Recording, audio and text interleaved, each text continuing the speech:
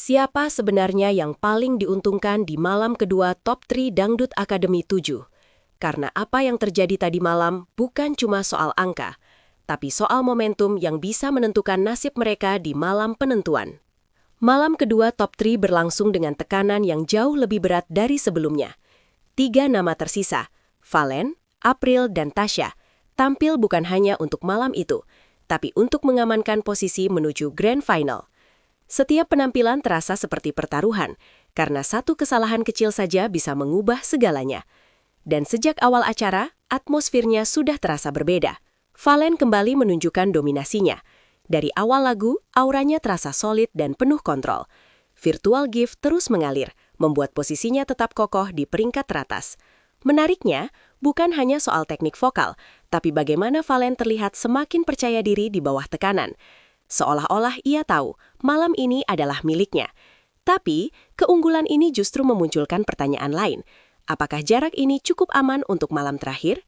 Di sisi lain, April tampil dengan pendekatan yang lebih emosional. Tidak meledak, tapi konsisten. Perolehan virtual gift menempatkannya di posisi kedua, dan ini menjadi titik krusial. Banyak penonton mulai menyadari bahwa April bukan sekadar aman di tengah, tapi justru sedang mengumpulkan kekuatan secara perlahan. Dan ketika semua orang fokus ke posisi puncak, strategi seperti ini seringkali luput dari perhatian. Sementara itu, Tasya berada di posisi yang paling menegangkan.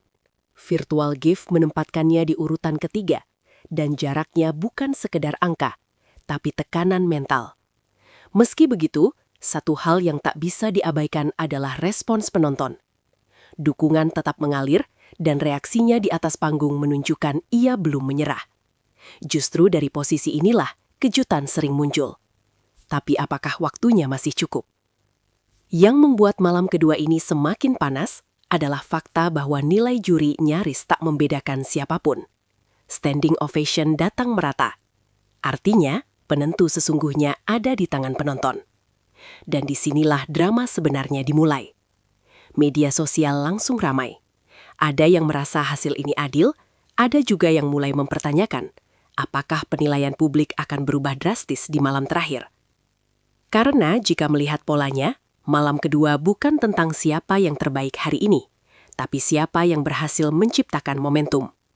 Valen unggul, tapi menjadi target. April stabil, tapi berbahaya. Tasya tertinggal, tapi punya potensi membalik keadaan. Dan kombinasi seperti ini jarang berakhir dengan hasil yang bisa ditebak. Sekarang semuanya mengarah ke satu malam penentuan.